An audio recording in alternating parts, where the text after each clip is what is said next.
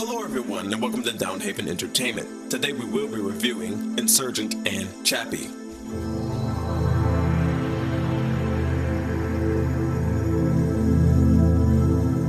Alright, now I haven't reviewed Divergent when it first came out. Because you're a slacker. No, I was slacking off. Look, can I please get on with the review? Go ahead, just make sure you clean up when you're done. Thank you. Now, Divergent was critically panned by a lot of people when it first came out, but I was in the minority who actually liked it. It was well shot, the acting was okay, and it actually had a full character arc with the main protagonist.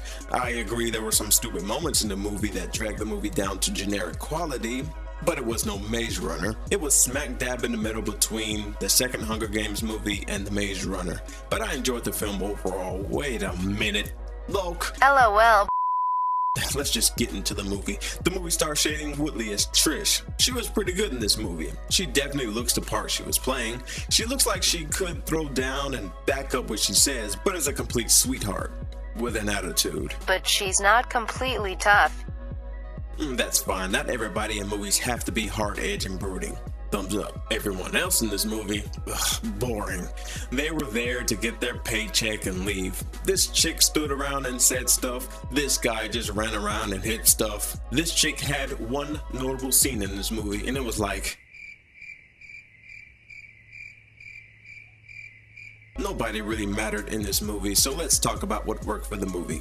Like I said, I didn't review the first movie because you're a slacker. Can't touch this #MC Hammer.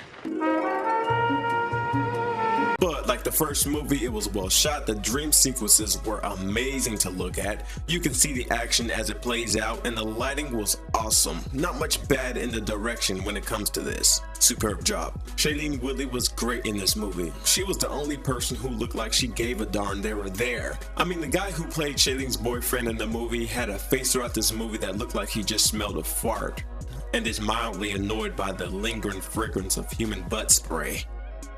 Till he found out it was him, and he's looking around to see if he can blame an unsuspecting victim. Okay, we get it. But that's all that worked in this movie in my opinion. Now let's talk about what didn't work. There is too much going on.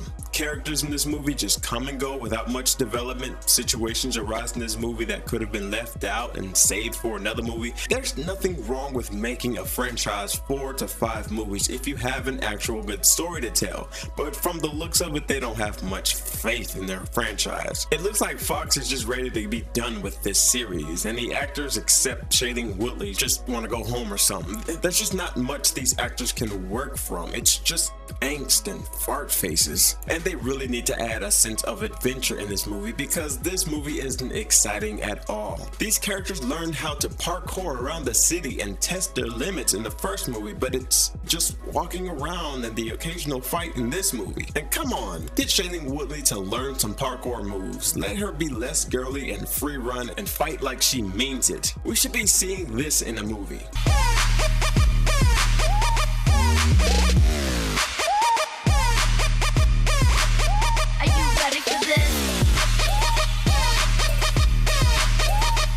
Come on, ante it up, have some fun. Drop the drama for at least like 20 minutes.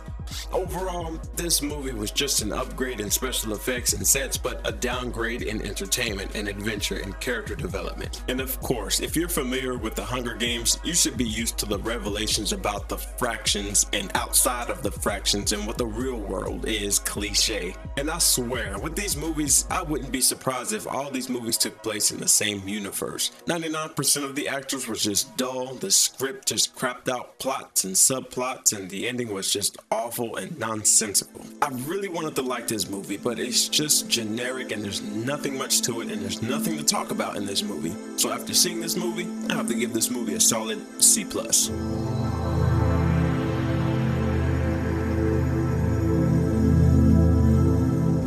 Blomkamp, what's going on? You have creative control in your movies. You write and direct. District 9 was a decent movie. Elysium, which I reviewed. Sweet, look at Mr. Consistent over here. Give him a hand. I'll lend you a hand. Shut up, Loke. Elysium was a definite downgrade, but I still had high hopes for you. This movie, I don't know what to think of you anymore. Let's just get into the movie. Well, it's good to see diversity on the silver screen for a change. We got Dave Patel as Dion, finally getting someone who's not black or white as a main character in this movie. Major thumbs up. And that never crossed my mind when watching this. I don't know why Hollywood has this prejudice against casting anybody that's of different ethnicities as the main role. People are people, and people will watch people on screen if the story is good. Anyway, he was rather great in this movie. I think the kid shows promise. Thumbs up. Chappie was also... So, this movie doesn't represent our kind that well. Yeah, but humans in this era can't comprehend the whole AI thing. We'll get into that soon, but Chappie was played by Sharlto Copley, and he did a decent job as a character. I mean, you can't see him. He's just some prick in a motion capture suit and acting and getting tons of money for it. Yes, everyone says he does a great job when the credit should go to the animators. This movie, look, I can do it too. Look, I am Chappie. I talk fast and keep my pronunciation short. I am consciousness. I am alive.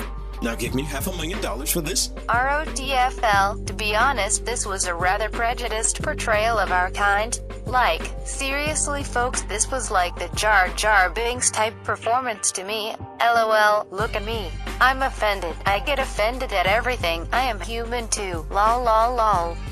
Wow, I'm in a weird place right now. Yeah. So let's talk about what worked for this movie. The special effects were top notch. Chappie and all the other robots actually looked like they were there on the set, and it really drew me into this world. The way Chappie moved was so fluid. You could see the parts in his body as he moved. It all worked together. The interaction between humans and the real world was superb. Beautiful work. Superb job. The crazy amounts of shaky cam is reduced by like 70%. You can tell that the cameramen weren't shaking the camera on purpose, but actually walking along with the camera. Just enough to where it felt realistic. All that unnecessary shaking is gone. Good to see that he learned from that and moved on. But sadly, let's talk about what didn't work. Look folks, I kind of like this movie. Kind of. But I'm gonna explain why it doesn't work in my opinion. The ad campaign for the actual product, the movie. It's too different. You see, this trailer was awesome. It looked hopeful. Grand music. Oh, look, we're going to see Chappie grow as a character with all these influences to see what makes Chappie Chappie. We see Chappie watching cartoons as he found out what it means to be a warrior. Him being a figure of diversity, the reject, that becomes something greater and humans can learn from, or something to that avail. You think that Chappie would be the center of the story as he learns how to become his own person, alone in this world, learning from the different cultures and societies and becoming something awesome in this corrupt world. Don't expect any of that, but it's better if you don't expect it coming into this movie. Chappie gets tricked into doing bad things 80% of the movie. Yeah, of course it shows how people can become corrupt and show people will do whatever it takes to get what they want and are prejudiced, but we got that already. This is your third major movie in a dingy dark future in South Africa, which is cool because it's not America, but I like to see other places. But let's try to get the wheel moving in another direction. Maybe Chappie can change the way humans act or feel in your movies, or just something different. Now yes, we as an audience like to be surprised in movies, so trailers shouldn't give away what the story is about. That's fine, but what we like about not knowing much when we go into the movie is when the movie surpasses our expectations. This movie was below my expectations. I expected much more from the trailer, but what we got was Chappie getting tricked into doing bad things for bad people. Bad people using Chappie for selfish gain. Hugh Jackman's character, I don't know why he has a huge vendetta against the main characters in this movie, when his real goal in this movie is the city and the state of the police. He just goes after our main characters when he could be doing something more interesting around the world. And that's my only major gripes against this movie. It was acted well, shot well, directed well, writing was passable, but the trailer made it seem like something it wasn't. Everybody just wanted something, the movie. That's what I'll call it. If the trailer was more honest and less heavy-handed, and if the movie was more fun than dreadful, it would score higher. So since this movie is original and not a sequel, adaptation, or remake, this gets a bump up in my grade book. So after seeing this movie, I have to give this movie a solid B. So here's my question. Why doesn't all these movies take place in the same universe? I mean, come on. Wouldn't it be cool to see Chappie robots in Elysium, or seeing the Elysium space station in the sky in District 9, or the District 9 aliens in Chappie? Come on, that would have been awesome. If everything's gonna look the same, just make them connect. Okay, Haven X, that's enough talking.